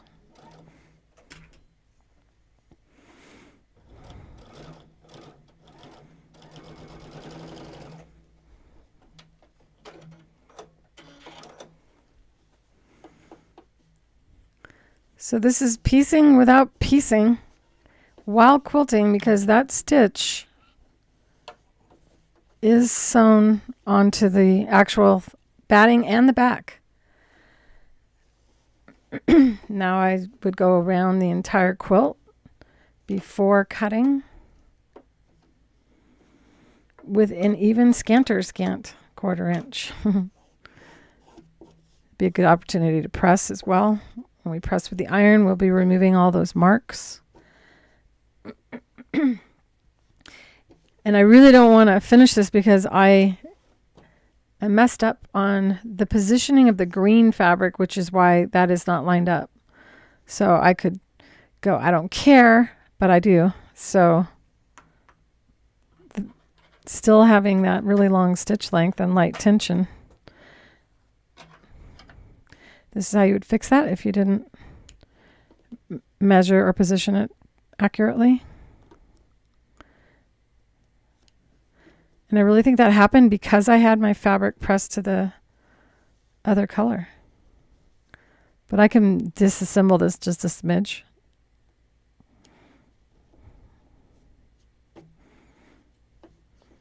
Just a little bit, because we don't like not perfect.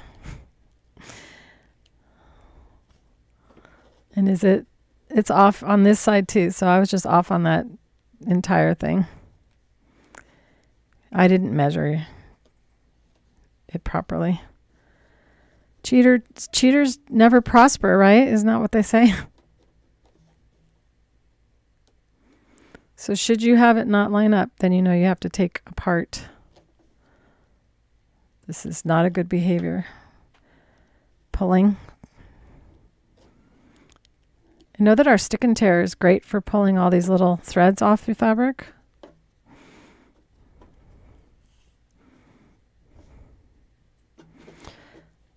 Okay, so what I'm looking for when I want to position this is that my stitching line is, and it's probably because I have it set for a scant 1/4 inch.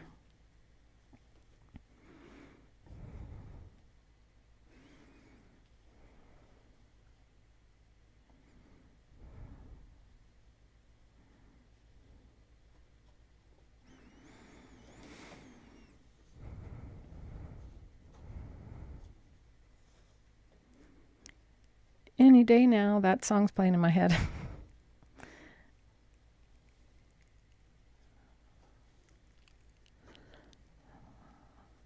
need to just measure from this side now and trust it.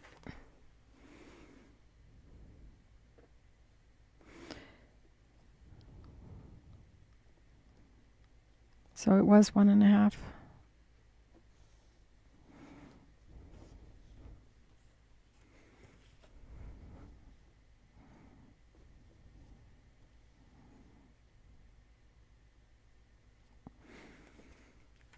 I'm not going to mess around. I'm going to use the glue.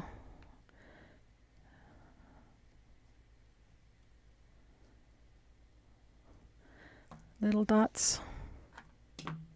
I haven't looked at this chat in a while. I feel like I've let you all down by not being better at this.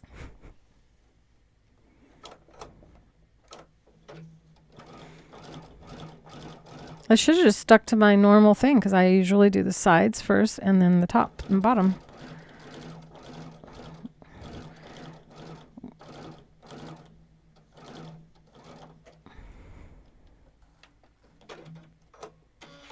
I'm so glad you think my owl is stinking cute.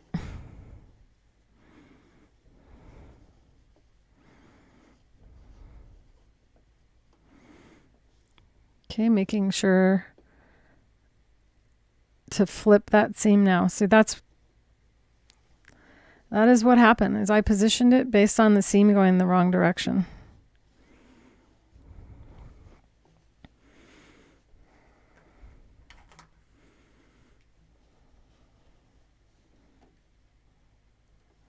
Yeah, the thread's coming out a lot easier. My thumb appreciates that.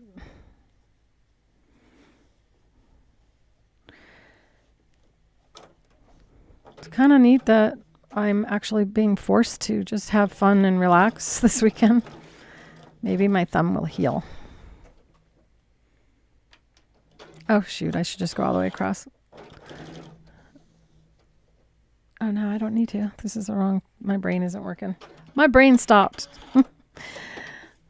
Get back down here and finish this one. Once again, it's that nesting. Press it to the light side, not the dark. And I'm going to be coming up against the wave. I think you're a surfer now. You're surfing over that wave. This is your surfboard. And you want your surfboard to be straight with the wave, with the oncoming wave. I flipped it the wrong way. Boink. Gotta make those sound effects too, you guys. Boink. And I generally will do this whenever I have one of those crossings, because a crossing area is a weakened spot. Yay. Hi, Teresa. And Stephanie. There's a lot of you here today. Yay, there we go. That's what I like. I like perfect. Perfect. Perfect makes me feel all warm and fuzzy inside. We arrived at perfection through a lot of suffering. And so now I have a square without having started out with everything cut accurately. And that's the struggle of it. So if you're going to make the owl based on the pattern, cut the centerpiece according to the pattern. You place it on the fold, and these are color coded so you know which section we're into. Section 2 is the center square. Now I square off the whole quilt, and I could do a binding if there's time. We're really right at 2 hours.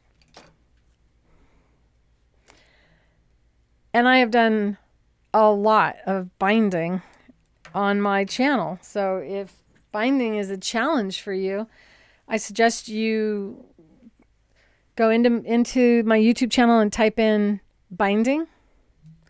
And when you do, you'll find I have a faux binding technique, and I also have a binding technique where you don't see any stitching on the top or the bottom, despite it being 100% sewn by machine. And that's even the miters are sewn by machine. So I believe the name is Binding 100% by Machine. So, and it looks as though you hand sewed it when you're done. This really should have only taken me in like a half an hour. If only my brain were screwed on straight.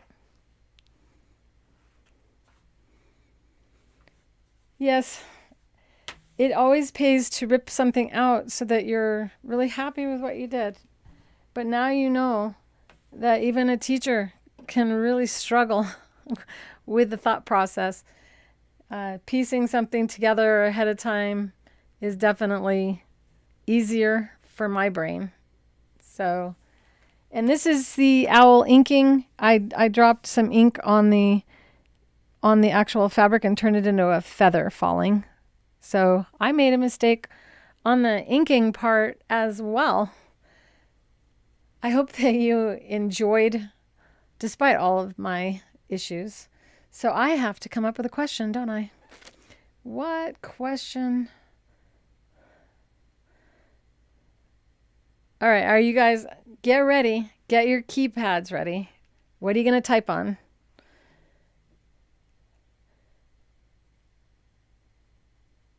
So,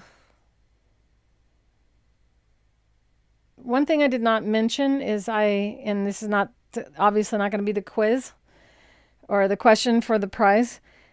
I didn't mention the fact that you definitely want to use a batting that has a scrim inside whenever using this technique, or you'll end up with your fabric kind of stretching out because the batting will stretch out.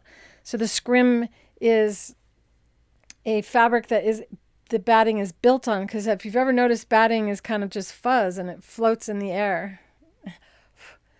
That fuzz is needle punched onto something, or it's not.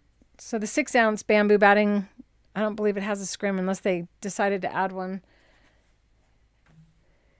The batting that we carry at Creative Feet right now is the bamboo, the traditional size, and it has a nylon scrim inside. And the reason I really like that is that nylon has stretch or memory built into it. So when your fabric stretches across the bias, your batting also stretches and it comes back. Both the fabric and the batting have memory, so your quilts will drape beautifully on your quilt or on your bed, and you don't have to worry about your batting tearing inside because the scrim holds it together. And the bamboo doesn't decompose as fast as other natural fibers. In fact, I really have no idea how long it takes to decompose, because everything I've ever made with bamboo still has bamboo batting in it, whereas the cotton can actually rot away with a very short amount of time, relatively, about a year. It can be completely gone inside your quilt if you're sitting on it and the fabric's stretching. It's kind of like you're kneading dough, and eventually the dough gets really thin in the middle, except for cotton literally just disappears inside of your quilt. It can be devastating, so that's why I really like the bamboo.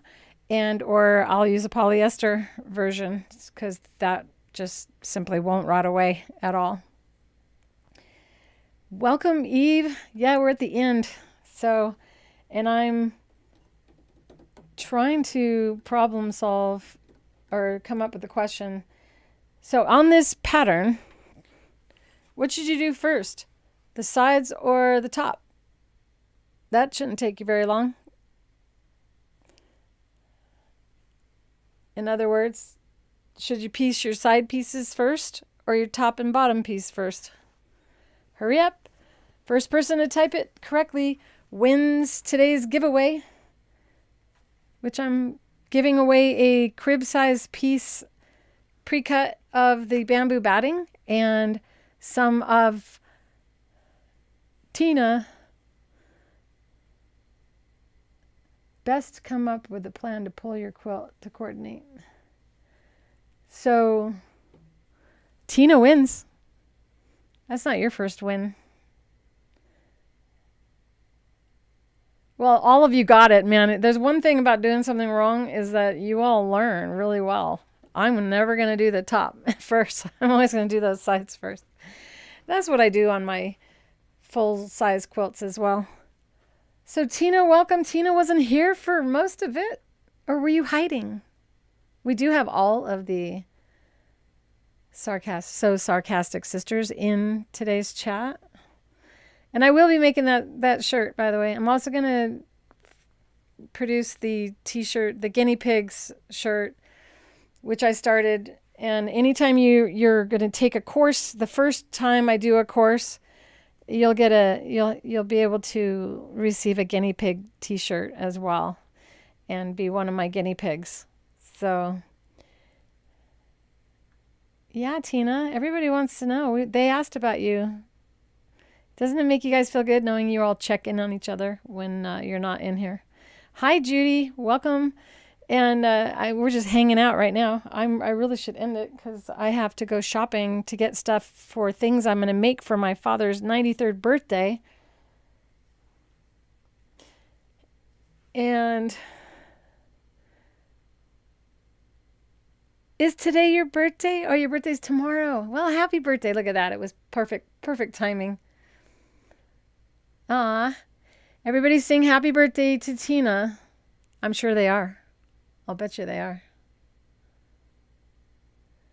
So for those of you who didn't watch last week, the owl, if you want to be able to make this entire project, I may finish this next week and do the binding and show you how to do a pocket so that you can insert it into a hanger. And this would be a hanging little quilt for a 12-inch hanger, should you want to use it for that. I think it's cute. And no applique was done on this, just quilting, free motion. So it's pretty much all just quilted so far. Free motion quilting and the flip and sew method. And on the back, it has all of that stitching. Looks really cool. No puckers because despite even not having things stuck to each other, the products that we have make it harder to pucker than using traditional products that you may have with your sewing machine. Happy birthday to you. I don't ever sing on my show. I wish you all so much love and comfort. I know a lot of you have had losses recently. Know that several of you have lost someone close to you within the last week. And so I'm sure that you can all feel compassion for one another and what you're going through, and know that I love you dearly and wish that I could take that sadness and suffering from you. I hope that today helped with that. You got some laughing in for sure as you watched me struggle. And don't forget to vote on your time slot in the VIP group. It's the poll inside the VIP group as to what time you'd like me to go live with you in a Zoom. It's the last Tuesday of this month, by the way. If you're not getting the emails from the VIP group, you need to go inside the school and set up your notifications so that I probably should show you the school really quick.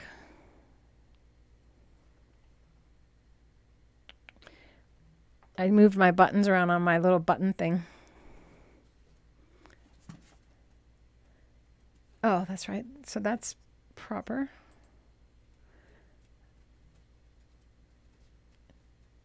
So, having to use my brain again. It's a little tired. This was the last all Zoom chat, and I may do that. I may finish this quilt in a all member Zoom. So to be notified of that, and I need to upload that because I did finish that and there, so you can watch that. It's free for you. The school is free. The only time you spend money is when you pay for one of the courses that are much more involved than me going live with you.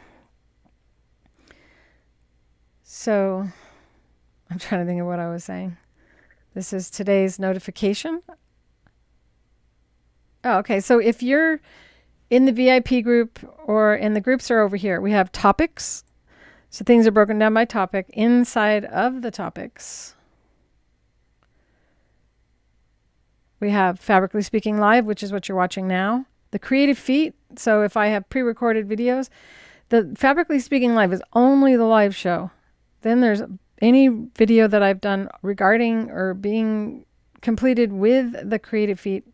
The Octi Hoops also are referenced here, but Octi Hoops and Creative Feet are used a lot on Fabrically Speaking Live. This is brand new. This is the art site or the art topic. And inside of the art topic, you'll be able to post pictures of your art as well. And I added a new group. Inside of the groups, we have, this is where you'll find the VIP membership group. And that inside of the VIP group, which is a paid membership, you have topics, and in topics, you'll find patterns. This is where you'll find the free patterns. Come on, computer, keep up with me. It's always slower when I'm live. I know, I clicked on that.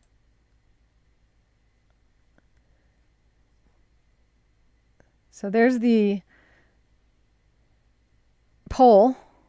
Okay, so one of you voted today. I accidentally voted for 11, but I was not going to vote at all.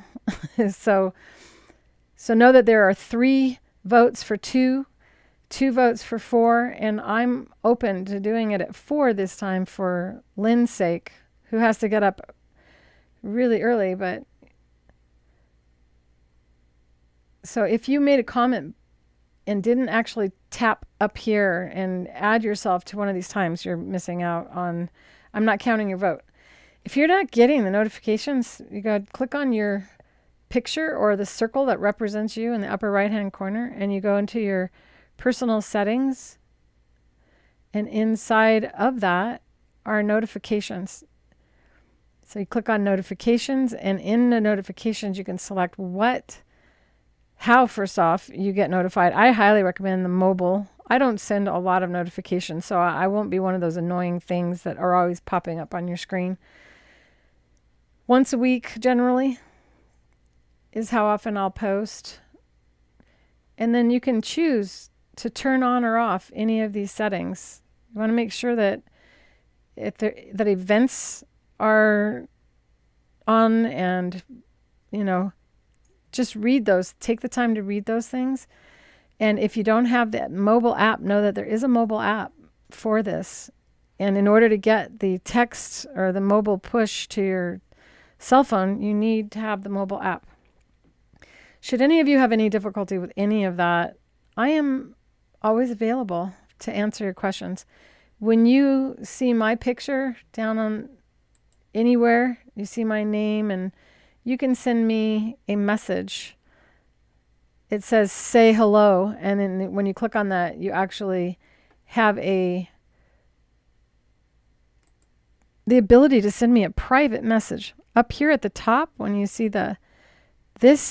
you slide your mouse over it, you can see what they are. So this is the live chat, and that is, everybody sees what you post. It's kind of like Facebook, but everybody in the school can see that post, and it's a really great place. I love it when you ask a question in the live chat. Or I'm in the VIP group right now, so go back to the network.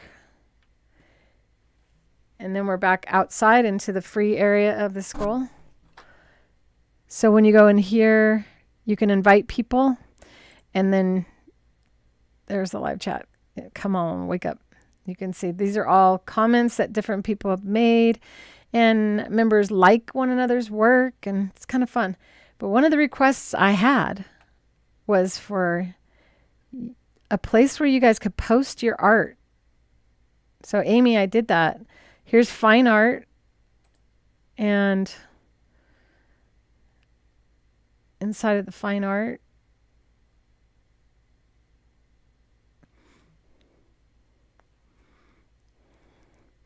I added all my art in here for you guys. So topics, and you can go over here and you can see I have categorized my art. So paintings, rocks and sewing machines and guitars and other things I've painted.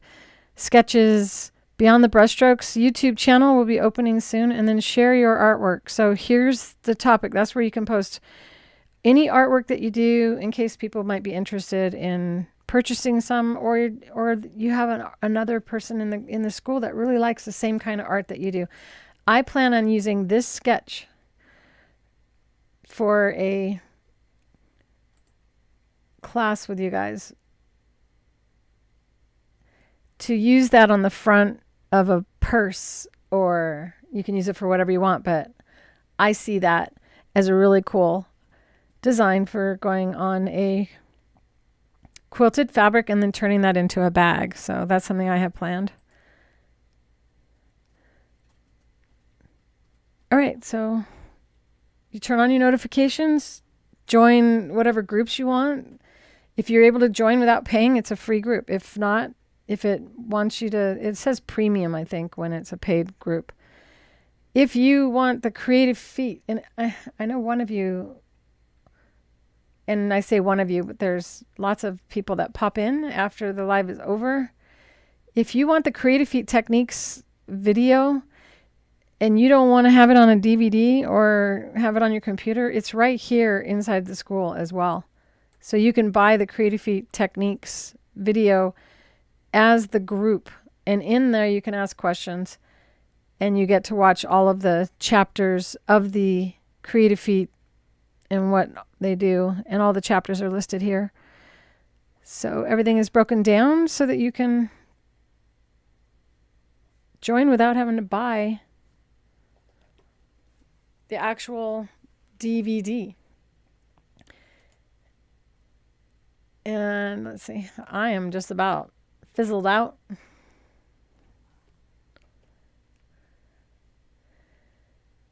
trying to figure out why I can't see what I need to see.